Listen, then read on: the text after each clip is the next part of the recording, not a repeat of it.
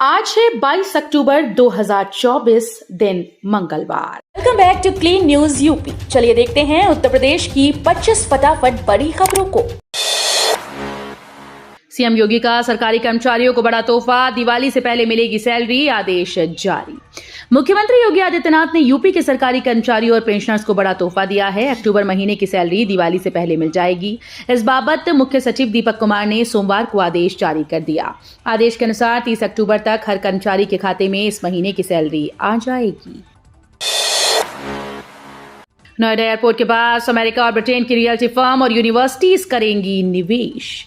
Noida international airport के पास निवेश बढ़ाने के लिए जापान और कोरिया के बाद अब अमेरिका और ब्रिटेन ने भी निवेश की तैयारी कर ली है। दोनों देशों के साथ कई अन्य देश यहां न सिर्फ अपने ग्रुप हाउसिंग के प्रोजेक्ट ला रहे हैं, बल्कि कई यूनिवर्सिटी के लाए जाने की भी तैयारी है। यूपी पुलिस को सीएम योगी का दिवाली गिफ्ट, स्मृति दिवस पर कह दी ये बड़ी घोषणा। मुख्यमंत्री योगी आदित्यनाथ ने सोमवार को रिजर्व पुलिस लाइन में आयोजित पुलिस स्मृति दिवस के मौके पर वर्दी भत्ते में 70% की वृद्धि, बैरक में रहने वाले आरक्षियों की पुलिस अकोमोडेशन अलाउंस में 25% की वृद्धि और राष्ट्रीय अंतर्राष्ट्रीय खेलकूद में प्रतिभाग करने वाले खिलाड़ियों के प्रशिक्षण, आहार समेत अन्य मदों के लिए अगले वित्तीय वर्ष के बजट में 10 करोड़ रुपए बढ़ाने की घोषणा की। यूपी रोडवेज में होने वाली है बंपर भर्ती, संविदा पर रखे जाएंगे 6000 बस ड्राइवर। उत्तर प्रदेश राज्य सड़क परिवहन निगम में संविदा पर चालकों की बंपर भर्ती होने जा रही है। शैक्षिक योग्यता और मिलने वाले पारिश्रमिक तय कर दिया गया है। प्रदेश भर के 115 डिपो में 6000 संविदा चालकों की भर्ती की मंजूरी है। इच्छुक आवेदनकर्ता शैक्षिक योग्यता के आधार पर अपने जिले के क्षेत्रीय प्रबंधक कार्यालय में आवेदन कर सकेंगी। 5 लाख से कम आय वाले 3 मेधावियों को फंड देगा आईआईटी बीएचयू, इन विद्यार्थियों का है नाम। आईआईटी बीएचयू के 13वें दीक्षांत समारोह में 3 मेधावियों को विशेष तौर पर सम्मानित किया जाएगा। इनके सम्मान का आधार करीबी है। मेटलर्जिकल इंजीनियरिंग से बीटेक करने वाले ऋषभ अग्रवाल, शगुन और सूरज कुमार कुशवाहा को इंदिरा अनंतचारी इंडोमेंट फंड प्राइज दिया जाएगा। इनका सीपीआई स्कोर 7.50 से ज्यादा था, लेकिन परिवार की आय 5 लाख रुपए सालाना से कम होने के चलते इन्हें चुना गया। पिछले 6 साल से ये प्राइज दिया जा रहा है। योगी सरकार ने खिलाड़ियों को दिया दीपावली गिफ्ट, डॉक्टर भीमराव अंबेडकर क्रीड़ा संकुल में बढ़ी सुविधा। योगी सरकार ने खिलाड़ियों और खेल प्रेमियों को दीपावली के पहले बड़ी सौगात दी।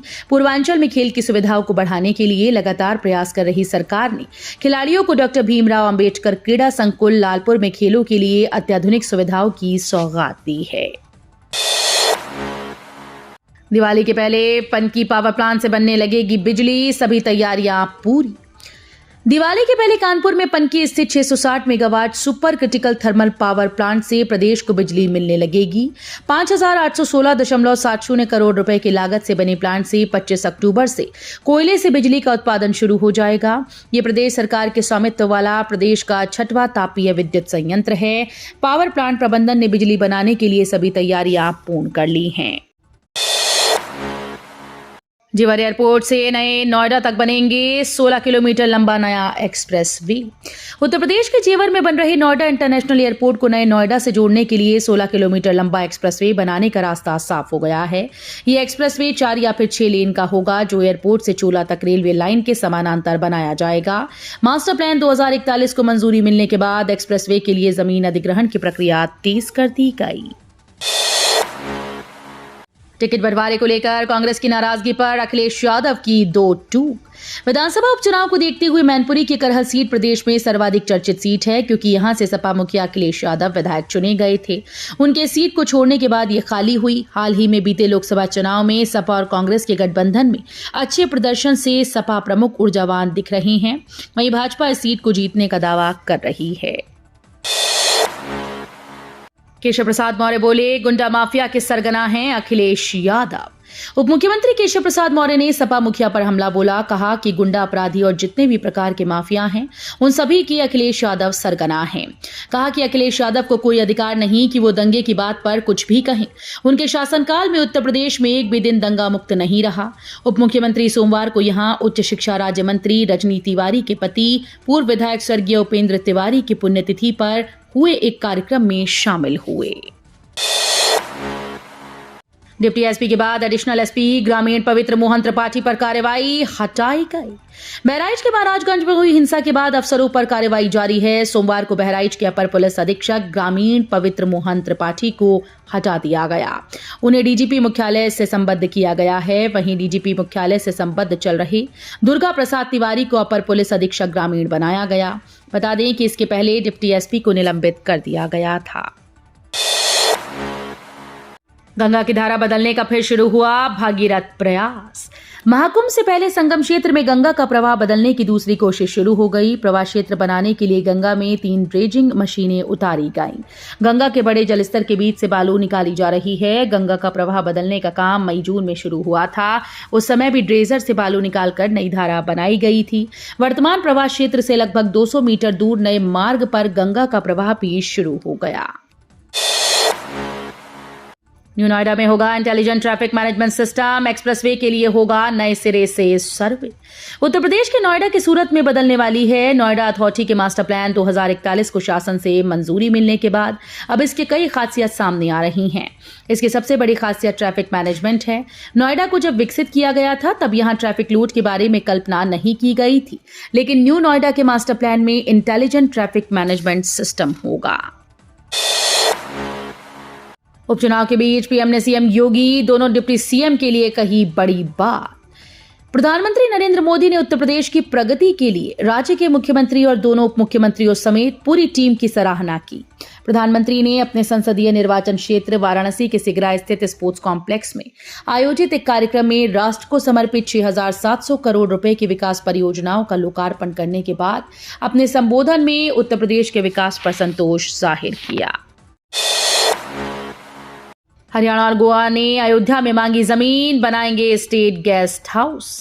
श्री राम की जन्मस्थली अयोध्या में देश के अलग अलग राज्यों द्वारा अपने स्टेट गेस्ट हाउस बनाने की चाहत बढ़ती जा रही है। हरियाणा और गोवा प्रदेश के मुख्यमंत्रियों ने भी अयोध्या में अपने राज्य का गेस्ट हाउस बनाने की इच्छा जताई है। दोनों राज्य चाहते हैं कि उनका भी एक अतिथि गृह हो, जिससे उनके प्रदेशों से आने वाले अति विशिष्ट लोगों को ठहरने की बेहतर सुविधा मिल सके। यमुना प्राधिकरण की ग्रुप हाउसिंग स्कीम जबरदस्त सफल। यमुना एक्सप्रेसवे औद्योगिक विकास प्राधिकरण द्वारा लॉन्च की गई ग्रुप हाउसिंग स्कीम को बेतहाशा सफलता मिली है। इस स्कीम के तहत प्राधिकरण ने यमुना सिटी के विभिन्न आवासीय सेक्टर्स में 19 ग्रुप हाउसिंग भूखंडों का आवंटन करने की योजना बनाई थी। इसमें 9 बिल्डर्स ने भाग लेकर 9 भूखंड हासिल किए, जिससे प्राधिकरण को लगभग 1,000 करोड़ रुपए की आय होगी। भारत की इस तकनीक का मुरीद हुआ मालदीव। मुइजू सरकार ने देश में लागू करने को दी मंजूरी। मालदीव के राष्ट्रपति मोहम्मद मुइजू ने कैबिनेट की सिफारिश के बाद देश में यूनिफाइड पेमेंट्स इंटरफेस शुरू करने की मंजूरी दी।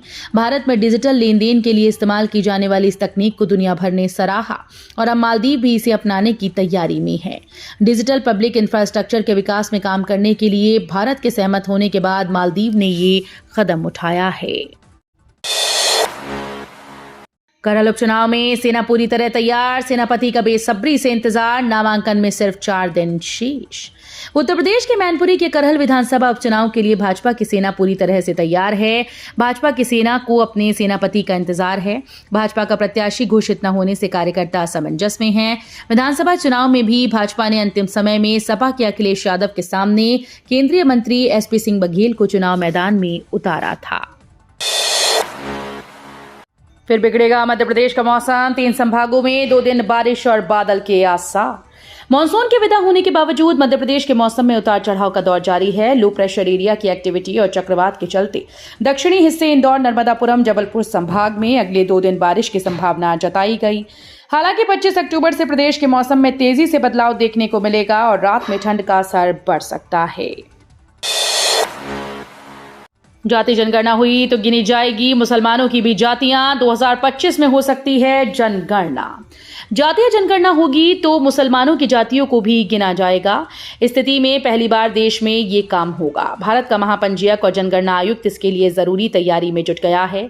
प्रधानमंत्री नरेंद्र मोदी ने इस महीने महाराष्ट्र में एक जनसभा को संबोधित करते हुए मुसलमानों में जातियों की जनगणना के मुद्दे पर चुप्पी को लेकर विपक्ष को आड़े हाथों लिया था। माना जा रहा है कि कोरोना महामारी और फिर लोकसभा चुनाव के कारण अटकी हुई 2021 की जनगणना 2025 में हो सकेगी। अयोध्या में युद्ध स्तर पर दीपोत्सव की तैयारी, सरयू के घाटों को सजाने का काम जारी। रामनगरी अयोध्या में दीपोत्सव के 8वें संस्करण को भव्य बनाने की तैयारियां युद्ध स्तर पर की जा रही हैं। इनमें राम पैड़ी की सफाई व रंग रोगन से लेकर अन्य साज सज्जा का काम शामिल है। उधर राम पैड़ी व सरयू नदी के घाटों पर करीब 24 करोड़ की 2 अलग अलग परियोजनाओं पर काम हो रहा है। इनमें विजिटर गैलरी सहित सेल्फी पॉइंट व लैंडस्केपिंग के अलावा राम पैड़ी की बाउंड्री निर्माण का काम अंतिम चरण में है।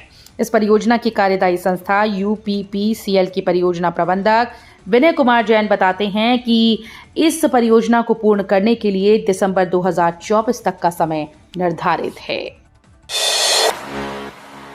मिशन शक्ति में बने पिंक शौचालय व CCTV कैमरे तुरंत होंगे ठीक।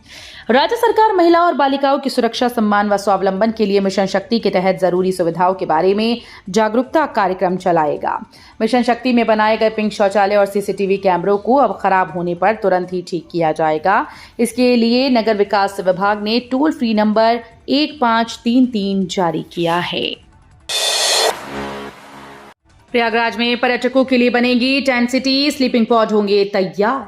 महाकुंभ 2025 के लिए प्रयागराज में आने वाले श्रद्धालुओं के लिए टेंट सिटी तैयार हो रही है। साथ ही टेंट सिटी परिसर में स्लीपिंग पॉड भी बनाने पर मंथन हो रहा है। प्रयागराज जंक्शन की तरह 400 स्लीपिंग पॉड बनाने पर पर्यटन विभाग विचार कर रहा है। सलमान खान को धमकी देने वाले ने मांगी माफी। मुंबई पुलिस के ट्रैफिक कंट्रोल रूम के व्हाट्सएप पर सलमान खान को बाबा सिद्दीकी से भी बुरा हाल करने की धमकी देने वाले युवक की पहचान हो गई है।